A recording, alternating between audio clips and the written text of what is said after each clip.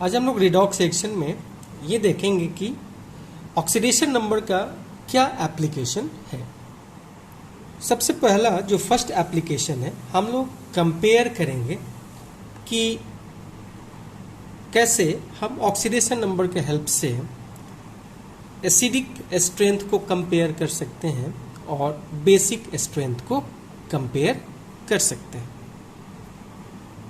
देखिए, strength of N acid की बात करें तो ये डायरेक्टली प्रोपोर्शनल होगा ऑक्सीडेशन नंबर के, यानी अगर ऑक्सीडेशन नंबर बढ़ेगा तो उसका एसिडिक स्ट्रेंथ भी इंक्रीज होगा। तो अगर आप स्ट्रेंथ ऑफ बेस की बात करें तो जस्ट इसके अपोजिट होगा। अब देखिए, स्ट्रेंथ ऑफ बेस की अगर बात करते हैं तो इनवर्सली प्रोपोर्शनल होगा ऑक्सीडेशन नंबर का, यानी बेस में अगर आप देखेंगे जैसे जैसे ऑक्सीडेशन नंबर घट रहा होगा बेसिक स्ट्रेंथ बढ़ रहा होगा, जबकि एसिड में हम देखेंगे कि जैसे जैसे ऑक्सीडेशन नंबर बढ़ रहा होगा उनकी एसिडिक स्ट्रेंथ भी क्या हो रहा होगा, इंक्रीज हो रहा होगा।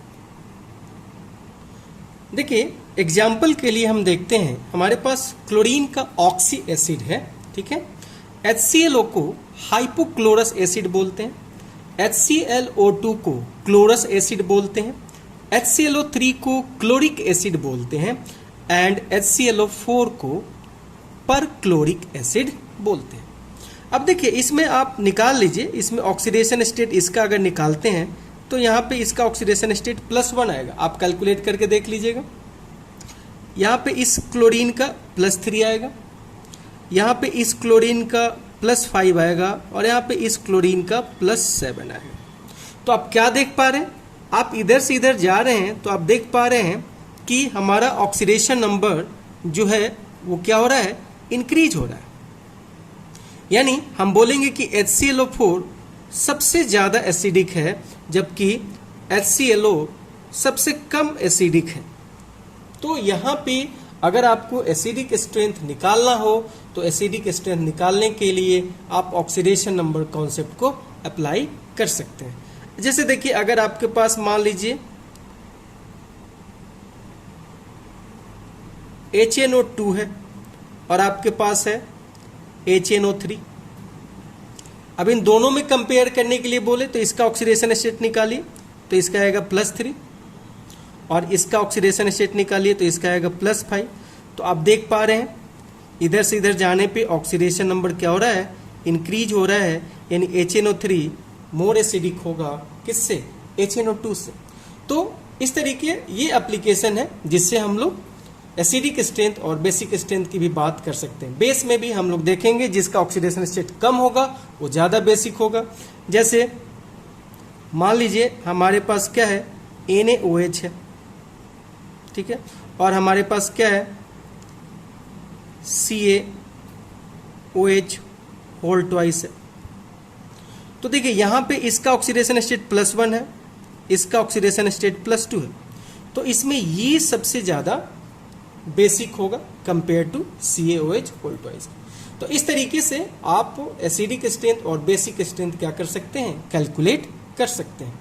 नेक्स्ट हमारा है, अब देखिए, किसी भी सब्सटेंस के ऑक्सीडाइजिंग और रिड्यूसिंग नेचर को हम यहाँ पहचान पाएंगे, यानी हम ये पहचान पाएंगे कि कौन इसमें ऑक्सीडाइजिंग एजेंट का काम करेगा और कौन रिड्यूसिंग एजेंट का काम करेगा और कौन दोनों काम करेगा। तो अभी हमने इसके प्रीवियस वीडियो में हमने देखा था कि ऑक्सीडाइजिंग एजेंट के लिए जो ऑक्सीडेशन नंबर होना चाहिए वो होना चाहिए higher oxidation number, higher oxidation number. Reducing agent के लिए हमने बोला था कि लोअर ऑक्सीडेशन नंबर होना चाहिए, लोअर ऑक्सीडेशन नंबर। और ऑक्सीडाइजिंग एजेंट या रिड्यूसिंग एजेंट दोनों का काम अगर करना हो तो वहाँ पे आपको इंटरमीडिएट ऑक्सीडेशन नंबर होना चाहिए,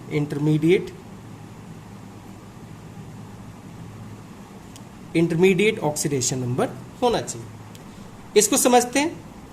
जैसे अगर मैं बोलूं कि हमारे पास H2SO4 है तो बताइए कि ये ऑक्सीडाइजिंग एजेंट का काम करेगा कि रिड्यूसिंग एजेंट का। तो निकालिए सल्फर का, तो ये आएगा +6 और +6 सल्फर का हाईएस्ट ऑक्सीडेशन स्टेट होता है, तो आप बोलिएगा कि ये ऑक्सीडाइजिंग एजेंट का काम करेगा। मैं बोलूँगा कि आपके पास H2S है आप बताइए कि ये ऑक्सीडाइजिंग एजेंट का काम करेगा या रिड्यूसिंग एजेंट का, तो आप इसका निकाल लीजिए, -2 होगा। और -2 सल्फर का लोएस्ट ऑक्सीडेशन स्टेट होगा, तो ये रिड्यूसिंग एजेंट का काम करेगा। अब आपके पास है SO2, SO2 में सल्फर का निकालेगा तो +4 होगा। तो देखिए ये +4 कहाँ लाई कर रहा है, ये -2 और +6 के बीच में लाई कर रहा है, यानी इंटरमीडिएट का काम कर रहा है। तो ये कभी ऑक्सीडाइजिंग एजेंट का भी काम कर सकता है और कभी रिड्यूसिंग एजेंट का भी काम कर सकता है। तो इस तरीके से हम किसी भी सब्सटेंस के नेचर को पहचान पाएंगे उनके ऑक्सीडेशन नंबर के बेसिस पे। अब देखिए अगर आपके पास है HNO2 और आपसे पूछा जाए कि ये क्या काम करेगा, तो इसका ऑक्सीडेशन नंबर निकालिए +3।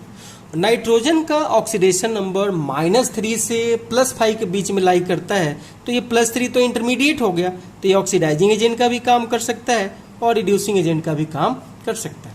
अब देखिए आपके पास है H2O2, यहाँ ऑक्सीजन का -1 होता है, हाइड्रोजन पर है, और ऑक्सीजन कहाँ से कहाँ तक लाई करता है, तो ये आपका लाई करता है, कहाँ से लाई करता है ये, अगर ऑक्सीजन की बात करें तो -2 से +2 के बीच में लाई करता है।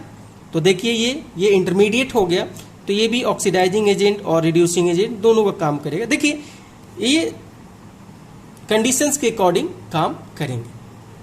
जैसे देखिए मैं अब एक रिएक्शंस लिख रहा हूं, यहाँ पे आप बताइएगा कि यहाँ पे क्या होने वाला। H2O2 है और ये ब्रेक करके इसको हीट करते हैं, तो ये देता है H2O और प्लस आपको देता है O2। यहाँ पे बैलेंस करने के लिए हमने यहाँ पे लगा दी। अब देखिए अगर आप देखते हैं तो ये -1 है और यहाँ पे ये -2 है और ये 0 है, यानी ऑक्सीजन का देख रहे हैं इसमें ऑक्सीडेशन भी हो रहा है और रिडक्शन भी हो रहा है, यानी ये रिडॉक्स रिएक्शन है। तो इसमें ये जो काम कर रहा है H2O2, ये दोनों का काम कर रहा है, ये ऑक्सीडाइजिंग एजेंट का भी काम कर रहा है और रिड्यूसिंग एजेंट का भी काम कर रहा है। यानी आप देख लीजिए कि यहाँ पे ये ऑक्सीडाइजिंग एजेंट का भी काम करेगा, रिड्यूसिंग एजेंट का भी काम करेगा। इसी तरीके से अगर किसी भी सब्सटेंस के साथ इस दूसरे सब्सटेंस के साथ अगर इसको आप रिएक्ट कराते हैं, तो किसी के साथ ये ऑक्सीडाइजिंग एजेंट का काम कर सकता है, तो किसी के साथ रिड्यूसिंग एजेंट का काम कर सकता है। ऑक्सीडेशन नंबर का एप्लीकेशन ऑक्सीडाइजिंग एजेंट के इक्विवेलेंट वेट और रिड्यूसिंग एजेंट के इक्विवेलेंट वेट कैलकुलेट करने में भी होता है। ये हमने नहीं डिस्कस किया था मोल कॉन्सेप्ट में, तो यहाँ पे डिस्कस करेंगे। इसमें हम लोग जिसका भी निकालना है उसका ऑक्सीडेशन उसका मॉलिक्यूलर वेट लेंगे और चेक करेंगे। अगर वो ऑक्सीडाइजिंग एजेंट है तो गेन ऑफ इलेक्ट्रॉन पर मोल निकालेंगे, और अगर वो रिड्यूसिंग एजेंट है तो लॉस ऑफ इलेक्ट्रॉन पर मोल हम लोग कैलकुलेट करेंगे। जैसे देखिए हमें Cr2O7-2 एक कंपाउंड दिया है और ये जा रहा है Cr+3 में। अब इसको आपको बैलेंस करना है। ध्यान दीजिए यहाँ पे सबसे पहले आप इस Cr का ऑक्सीडेशन स्टेट निकाल लीजिएगा, तो ये आएगा +6, और जिस ये +3 में जा रहा है, तो देखिए जिसका चेंज हो रहा होता है उसको पहले बैलेंस कर लीजिए, ठीक है। और बैलेंस कर लिए तो अब टोटल चेंज निकाल दीजिए ऑक्सीडेशन नंबर का, ठीक है। देखिए अगर ऑक्सीडेशन नंबर का चेंज निकालेंगे तो यहाँ टोटल आपका 12 है, ठीक है, और यहाँ आपका टोटल कितना है 6 है, तो यहाँ 6 का चेंज आएगा। अब आप इक्विवेलेंट वेट निकाल सकते हैं किसका, Cr2O7-2 का। और अगर मान लेते हैं कि इसका मॉलिक्यूलर वेट कैपिटल M है, तो कैपिटल M और divided by change in oxidation number आप निकाल सकते हैं, तो वो कितना आया 6, तो 6 से डिवाइड कर दीजिए। तो इस तरीके से हम लोग कैलकुलेट कर सकते हैं। यहाँ पे बैलेंस्ड होना चाहिए रिएक्शन। अब यहाँ देखिए ऑक्सलेट आयन ब्रेक करके CO2 दे रहा है।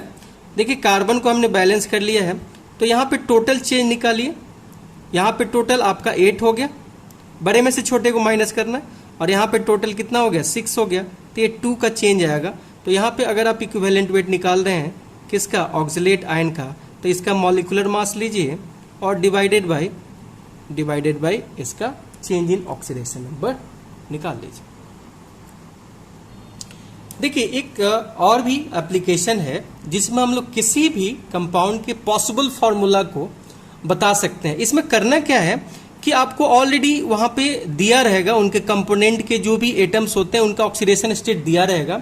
अब आपसे पूछेगा कि इनका फॉर्मूला क्या होगा, तो आपको करना क्या है कि समेशन ऑफ ऑक्सीडेशन नंबर जहां भी 0 हो जाएगा वही उसका क्या होगा, ऑक्सीडेशन नंबर, वही उसका क्या हो जाएगा, फॉर्मूला होगा।